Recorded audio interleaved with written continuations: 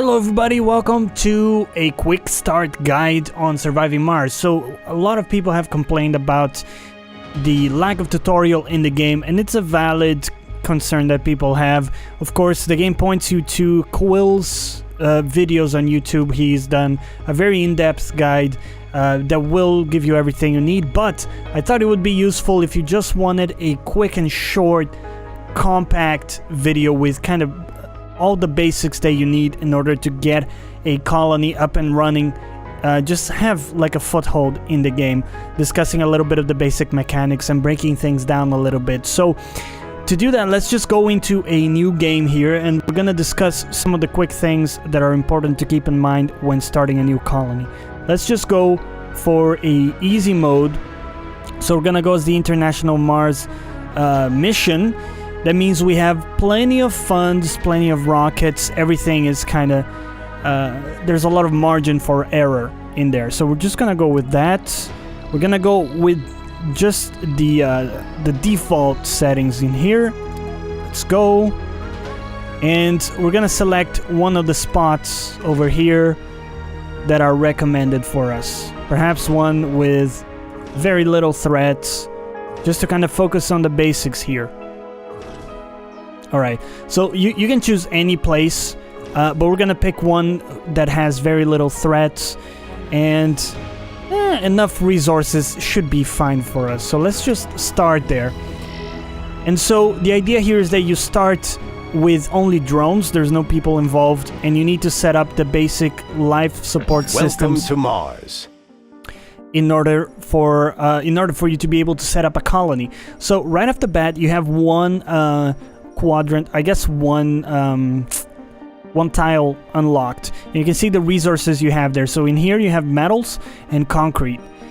You have access to some orbital probes as well that allow you to unlock some other spots. So for example, if we wanted to see what's over here, we could use the probe for that. Why don't we use another one to check out what's going on over here? Achieved. Okay, so we essentially have everything we need over here. We have water and access to some metal and concrete deposits. So let's just choose this as our landing spot. So we're going to select our rocket, and we're going to say we want to land where we're close to the deposits and close to the water. We'll just do it here. If you press the middle button of the mouse, you can rotate stuff around whenever you're building, for example. So we're gonna do that. We're gonna go high speed here just for the purposes of this guide. And the first thing you're gonna want to do is start building stuff. So the first thing is, of course, power, because everything relies on that. So the best way to get power at first is solar panels. They require metals, which are usually readily available as surface deposits. By pressing space, by the way, you'll be able to pause. So over here we have 3 vehicles that are going to be super useful. So the first one is our rover. So this guy has drones. If we ever need to explore areas that we don't have coverage, we can send drones over there and they'll be able to operate and build stuff. And then over here we have our explorer. He'll be able to explore things on the map. Like for example, if we told him to explore that sector over here, select him, explore that for us. You can see it's now analyzing that anomaly. By pressing M, you can switch between map view and zoomed in view. Okay, so let's set up some solar panels. The first thing we're gonna want to do is set up a little universal depot over here. So any resources that are picked up are gonna end up in here. And then we probably want a dedicated metal depot as well, because we're gonna be picking up metal. And the best way to do it at first is probably to just select your transport vehicle, and you can actually set up a route. So you're gonna say create transport route. You're gonna click on that, click on the deposit. You can see that's a little surface deposit of metals, and then you're gonna click where you want to unload. You can see the little drones are doing that automatically, but you can use the transport vehicle to accelerate it a little bit. If we open this tab over here, we have the colony overview, and you see our metals are now steadily increasing. And this puts us in a position where we can start building stuff. So let's go to the power tab over here. We're going to look into placing some large solar panels. Placement is not a big deal right now. If you want to build several of the same thing, when you're in this view, you can just press Shift, and that will allow you to place several. Let's say we wanted to place 3 panels. We can start with something like that. Now the next thing we want is to plug this into a power line. So the way you plug stuff into power lines is that the power line needs to be in the neighboring tile. So, oops. So let's say we have something like this that we're gonna plug into potentially something else down here. We just need to click on the thing and then click onto the power line we want to connect it to. Something like this. This is fine. Not the most, perhaps not the prettiest layout that I've come up with, but that's gonna be fine for us. And then the first thing we're gonna want is a concrete extractor. Now this is going to give us access to this concrete deposit over here, and it just needs power to operate. You can see over there where it says available resource. Depending on where we place it, we're gonna have more resources or more concrete available. We can just place it here for now, that's fine. And if we bring over our RC rover, the drones are going to be able to work on this. So if you click here, you'll see this is the area of influence that the RC rover has. So its drones are going to be able to operate within this area.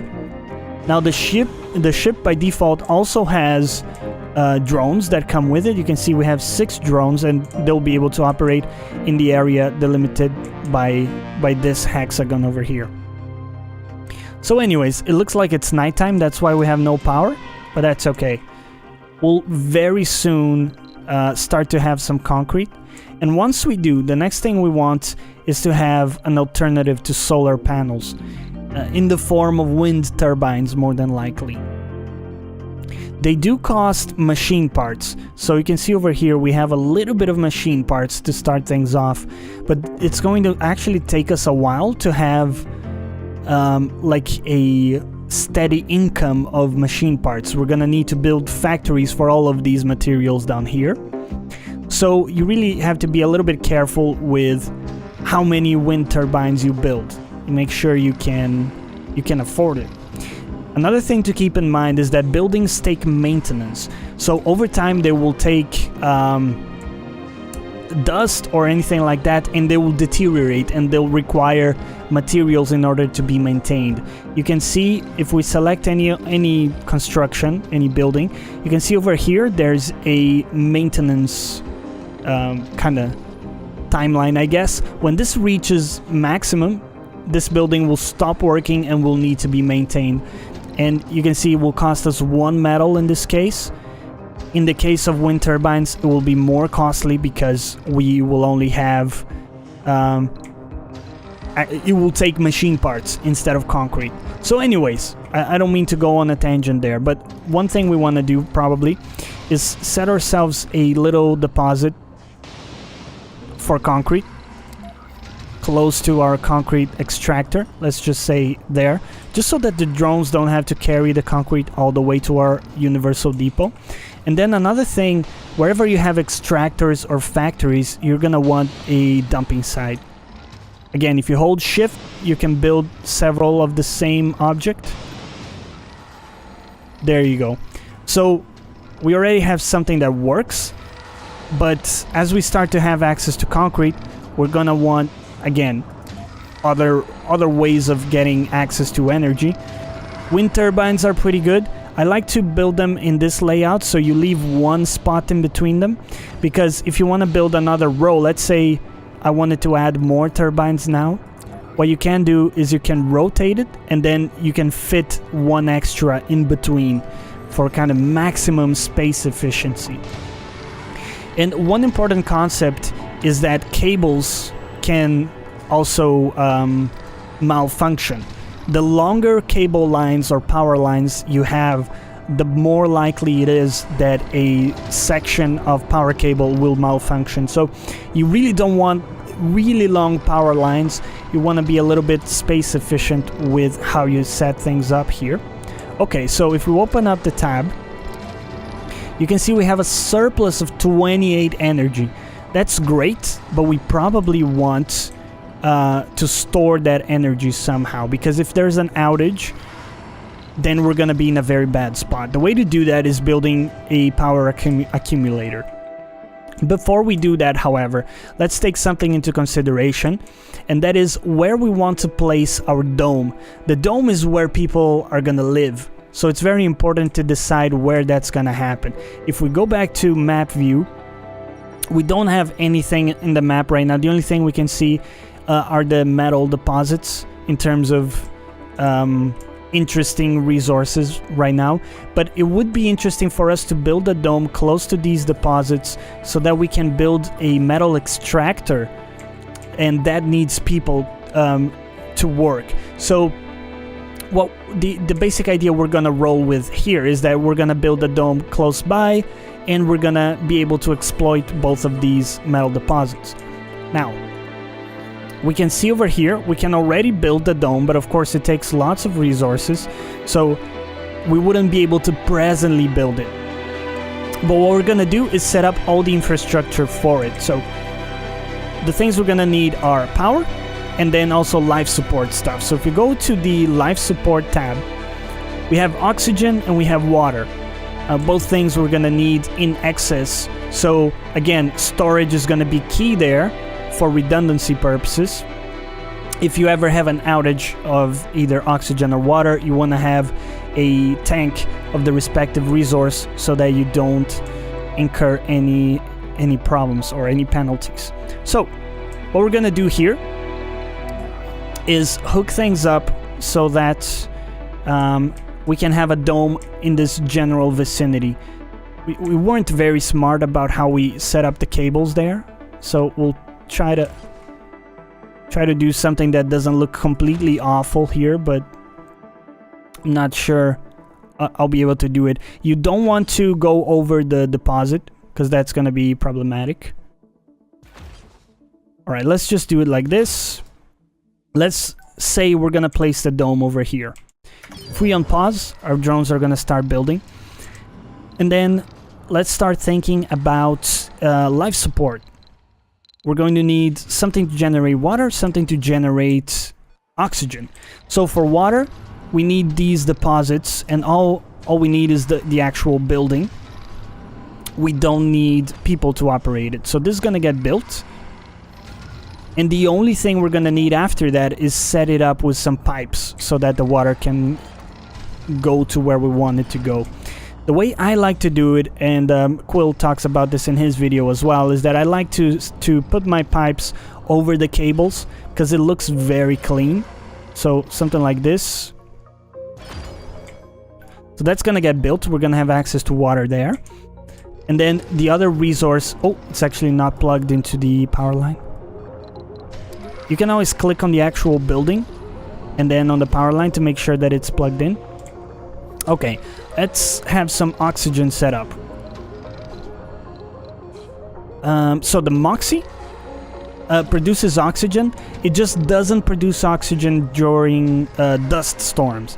So if there are dust storms, you may need kind of other redundancy things set up. But just for a basic example, we're gonna set up a moxie over here. Again, we're gonna need, just to make sure it's hooked up with pipes, make sure it's hooked up to the power supply. Like that. Okay. Is it not plugged in? Oh, it wasn't built. So what it says here must be connected to an oxygen consumer. There's nothing consuming this water and oxygen. So what I like to do is take a look at where I'm gonna place the dome and then have water and oxygen tanks right here. Why right here instead of right here? The idea is that if you have any malfunction in cables or pipes in the anywhere kind of in between where it's being generated and where it is being consumed, we're going to have something very close by that is going to serve as a kind of a safety box for us. But let's take a look at life support. We're going to place an oxygen tank over here and a water tower over here. So those should be hooked up to the pipes quite nicely. That'll be just fine for us. The other thing is we have a surplus of power that's going to waste. We probably want to set up a battery. So if we run out of power for any reason, we're now gonna have a little bit of a reserve over here. So these things are gonna get built over time. Might take a little while, that's fine. But this is essentially the infrastructure you need. Right now, if you look here, we have stuff coming in terms of concrete and metals. Our oxygen and water and power are in surplus. Everything is looking nominal. The only thing that would be remaining for us to do would be to build our actual dome. We would build it over here, connected to the power supply and life support. And because it's close to these deposits, we would then be able to actually build a metals extractor. You can see here it takes workers, so that's why we need a dome close by. Otherwise, we wouldn't be able to build the actual metal extractor. But yeah, that's kind of the foothold you need. After that point, you can really start exploring on your own, but I thought it would be useful for you to kind of break down some of these early game concepts and ideas so that you can get your colony started. So let me know if you have any thoughts down below, and if you had any experience with the game, if you have any other tips of your own, add all of that down below. As always, thank you for watching. Catch you next time.